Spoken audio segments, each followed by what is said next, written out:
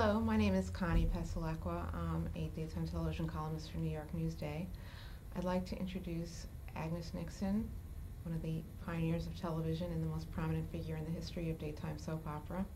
This interview is being done for the Archive of American Television on October 21st, 1997. Could I have your full name and your date of birth? My name is Agnes Nixon. I was born December 10th, 1927. And you were born in what city and state? In Chicago, Illinois. Okay. You grew up in Nashville. Yes. Could you tell me a little bit about your parents? Well, yes. I was born in Chicago, but my mother and father separated when I was 3 months old. And my mother went back to Nashville to her family, which was quite an extended family. Although I was an only child, I had many aunts, uncles, and cousins. And I grew up there in an Irish Catholic enclave, I think of it now. I mean, because back then there were very few Catholics in the state, in the South. And so I think that influenced me a great deal. I think also not having a father in this very Catholic environment where there were many other children who, not many, but a few whose fathers were in the graveyard, but none had a father in Chicago. You know, it was a little different. And but I had a happy childhood. You know, we don't know what we're missing until a little later when we start comparing ourselves with other people. Did the Depression affect your childhood at all? Oh my, yes. I was really like Little Orphan Annie, a child of the Depression, very much. In fact, Little Orphan Annie was one of my favorite shows I listened to on the radio.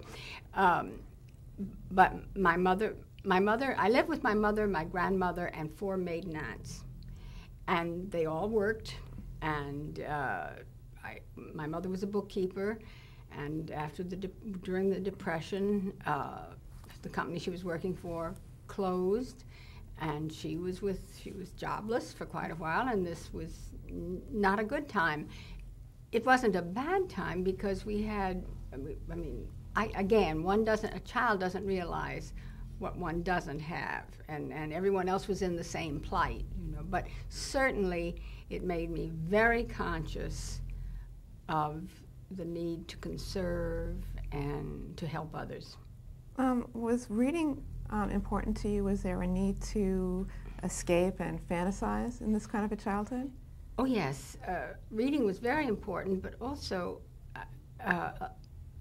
and I read a lot and loved it, but there was also the imagination. My imagination was very important. As an only child living with adults, I escaped into the land of make-believe quite a great deal. I had paper dolls, not the conventional paper dolls that one puts clothes on and so on. These were, I cut out the figures out of comic strips, and Tilly the Toiler and Etiquette and all those good ones, and I kept them filed this is long before I could read, I started this, kept them filed in a phone book.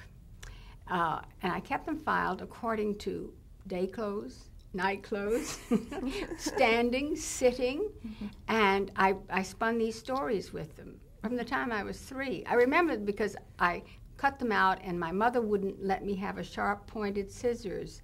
I had to have blunt scissors, and I couldn't wait for the day when I was old enough she'd trust me to have a sharp scissors so I could cut a little more closely. Did you know what you wanted to be when you grew up?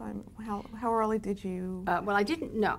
I knew it had something to do with something that the imagination was very important in. But I thought through high school, it was grade school and high school, that I wanted to be an actress because, of course, the movies were the great form of entertainment at that time. And until I was 12 years old, they only cost a dime. And so I thought that's what I wanted to be, but at the same time I always loved writing. And now to jump ahead for a moment, when I got to Northwestern and was in the same class in the same acting class with Charlton Heston and Patricia Neal and Jean Hagen, I decided I better write. But there were a lot of other factors, but I did not think of being a writer from the time I was 3. Did you listen to the radio a lot while growing up? Obviously, that was the era of radio also. Oh, absolutely. And I had 2 favorite serials, or 2 favorite radio programs. One was Little Orphan Annie, which was on every day. And it was on just about the time I got home from school. And I loved it. And loved it so much that when I was in the 4th grade, for Lent, I gave up Little Orphan Annie. And I've never done anything such a deprivation since. And the other one was One Man's Family, which came on Wednesday nights. And and then I listened to the daytime shows too. I listened to all of them actually when I wasn't in school, in the summers, in the late afternoons, and even to Guiding Light, which of course was the first thing I wrote. Sure. I was going to ask you if you listened to Erna Phillips, your mentor's eventual mentor shows, Painted Dreams, which was her first show. I never heard that one. Was that ever network? I'm not sure. I don't think so. It was. I think it was Chicago, you see, and I was in Nashville. Right. And Guiding Light. And Guiding Light, indeed. Did you ever? And Road of Life was another one of hers, and Woman in White. Did you ever imagine writing for them? Never. Acting for them, yes. That was still. Do you remember the first time you ever saw television? Yeah, I think it was in school at Northwestern. Wow, what was your impression? Well, I mean, it was very experimental, and my impression was it was great. I mean, I didn't think, oh, it can't be. I was very young. When we're young, everything is possible, you know. Right. And so, I mean, I had known about television before, but actually seeing it. And then I think, what was it some political convention or something? That's sort of hazy. But I don't remember what I saw. Going back to Northwestern, talking about your class and your classmates, and you seem to be very modest about saying that, you know, you decided to switch to writing when you saw everybody else's. Yeah, it's true, but I think I lacked something. Talent is pretty important, and I probably didn't have the right talent, but I also I was too shy, to tell you the truth. I mean, an actor is her own end product, and that takes a certain temperament that I don't think I had. I just couldn't lose, but in writing I could lose myself totally in the characters. When you were a student, you sold a radio play? Sold it? Did you sell a radio play? No, I didn't sell it. It was at Northwestern. We had radio play shop. Oh, okay. And we wrote plays, and it was that play which I gave to Erna Phillips when I had the interview, or handed to read, as an example of my work. Could you describe selling that? Well, I didn't sell it, you understand. Okay. I had written it at Northwestern, and they produced it, and I wrote a number they produced, and so then I got an interview through my father, a friend of my father's who was a doctor, with Erna Phillips, and I took it to her, and this was 3 days after I finished Northwestern, graduated, and she read it aloud with her secretary sitting there, and I wanted to die. But the whole half hour she read aloud and then put it down and asked me if I'd like to work for her. Is it true that your father had set this up to show you that you couldn't write? Yes, that's true. My father was a difficult man and a very unhappy man. The older I get, the more I learn about life, I realize that he felt so insecure and unloved, and he just projected that onto everyone. But anyway, he had made a success during the Depression, and interestingly enough, of a business which was manufacturing burial garments. Now, one might say, what? But particularly in the Depression, and for the blue-collar families, lower middle class, if someone died, they really didn't want to put a good suit in the ground. and it could be passed on to someone else in the family, or a dress. So my father manufactured these clothes, which were very flattering and very inexpensive. And so he was very successful. And he decided, since I had the, bad fortune to be a girl, I still had to take over his business, that I didn't have any ability at writing. And of course, I was determined not to run Perfection Burial Garment Company, so it was a tug of war between us. And he had this friend, a doctor, to whom he told his story. This daughter, thinks she can write, and she won't come into the business when she graduates. And Dr. Meyer said to him, well, I have a patient who's in the business of writes daytime serials, and I'll give her a letter of introduction. And they did indeed think that I'd be told, forget it, honey. What had you heard about Erna before you met her, and what was your first impression?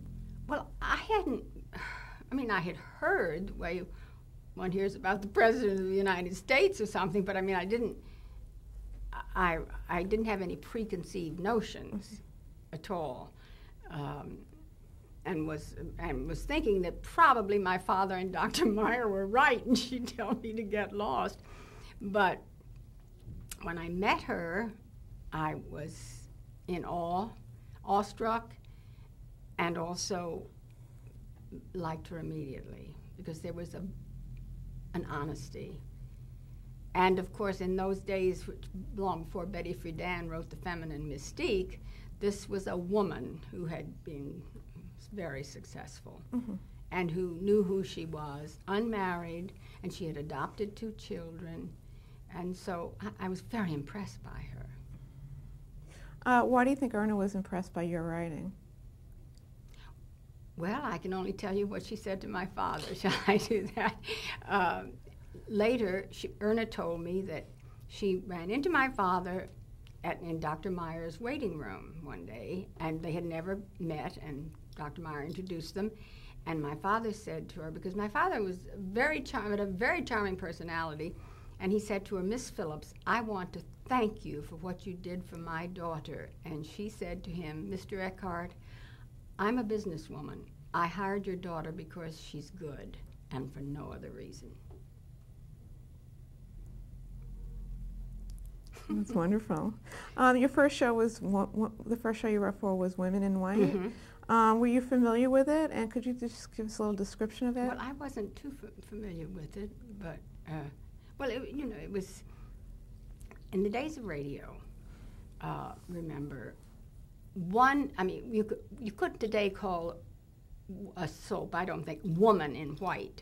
Because it's too confining, and people can't play 5 days a week, 52 weeks a year, but in the radio they could very easily. So it was the story of a nurse. Of course, there were many other characters. It's been a long time ago, and I really didn't write it that long, for about 4 or 5 months, but certainly enough to get my feet wet and to learn what the business was about, because then I moved to New York. Just in that brief initial experience, did serial writing come naturally for you? I think writing comes naturally. I was learning a new form. I see. But although I had written plays and things, and I do think my bent was dramatic writing, in other words, writing the spoken word. But you have to understand that with Woman in White, Erna gave me an outline for every day's episode. Right. So, it wasn't as if I were starting from scratch. I see. And that was the process. She would do an outline, Yes, and then you would write the script. Right. And then, of course, I learned from her. And I knew what an opportunity I had to learn from someone who was not only successful, but good, and respected what she did. When did you first hear of soap operas making the transition to television? When did what? Did you first hear of soap operas making the transition to television? Oh, well, it was already talked about. When Erna hired me. There were some that that then folded, that never stayed on the air, but there's one called something Falls, Hawkins Falls, I think it was, was on, and the first 100 years was another one. To the best of your recollection, was there a lot of network or sponsor resistance? Did you hear anything about that? Strangely enough, and I heard this from Erna, because she was determined to have a show on television, and the gentleman at Procter & Gamble, who had been her, not her mentor, but certainly her patron or her great supporter, named William Ramsey, said, Erna, they'll never go on television. And so when we're not interested in doing it. And so she, and this is, I'm skipping ahead a few years now, and Erna and I had connected again, and I'd been writing Guiding Light again for her for television. And she spent her own money to do a kinescope, a pilot, for the first episode of As the World Turns, to show them how it could be done. So, yes, there was a lot. Oh, that's very interesting. A lot of resistance. Very interesting. Not just resistance, it was honestly, Bill Ramsey honestly didn't think one could do it. And I can see the problem. I mean, in a radio show, the imagination could run wild. I mean, and also the writing was so, there was such ease with it because the characters could be any place, in a car, in a plane, and back and forth in time and so on. And of course, particularly with live television, it was very confining. And so that made a big difference. And I can understand why people thought it wouldn't work. Let's segue back just a little bit about, in the late 40s, you moved to New York. Why did you move here? And because it was television. Television was here. Yeah. But very, very much in its infancy. Well, yes, although I think Studio One was already starting. Right. And Robert Montgomery, for which I wrote, and so I wanted to be. I mean, Erna moved to the coast, and she asked me to come with her, but I really wanted. I was 23, no, I was 22, and I turned 23 that December, and I had never been to New York in my life. Wow. And I just wanted to come to New York. I had been to California, so maybe that was why, but not really. I just felt that this was where things were really going to happen. So you wrote for Studio One. How did you get that job?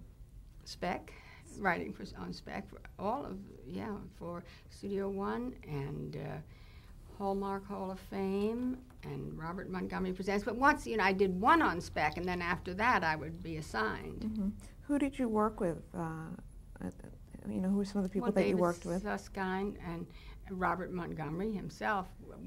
As far as the writing, one had meetings with him about that. Fletcher Markle on not Studio. What was that?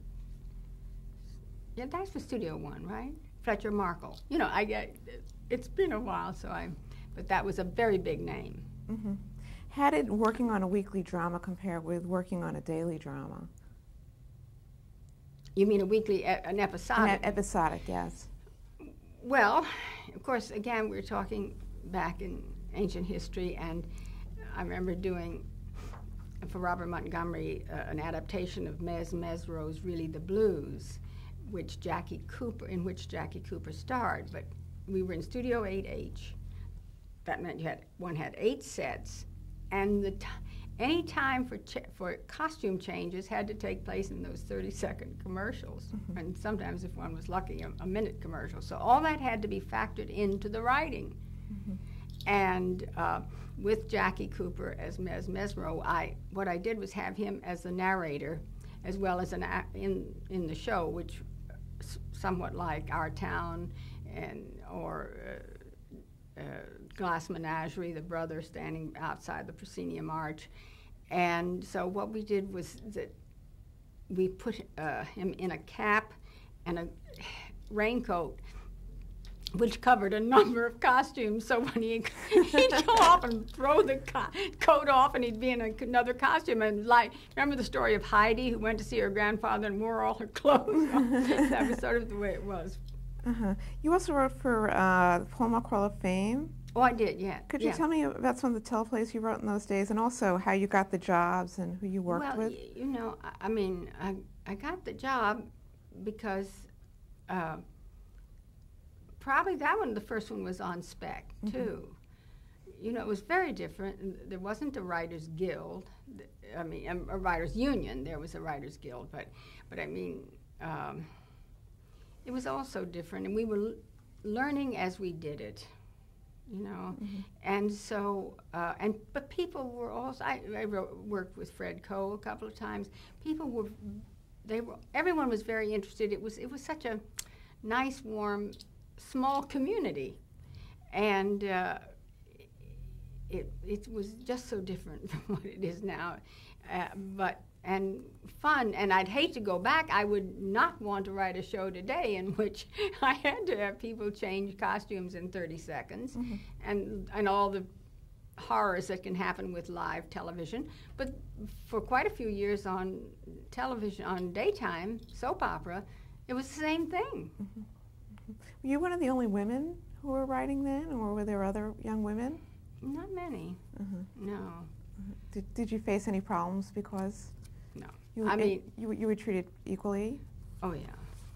I mean, because they needed good people. Right. And I really don't, if you mean discrimination and that sort of thing, there really wasn't. It was great. Well, I just wanted to know if you had any other impressions of live TV in New York in that period. Was it exciting? It was exciting, and it was hair-raising. I mean, it was, for instance, on a show which was not mine, not one I was writing, but on Edge of Night, the man who played Carr thought it was a dress rehearsal, and he was covering a lot of recap, and then he said, and as all you ladies out in TV land know anyway, blah, blah, blah. And then it was a live show. It had gone out over the air. So the mistakes galore. Right.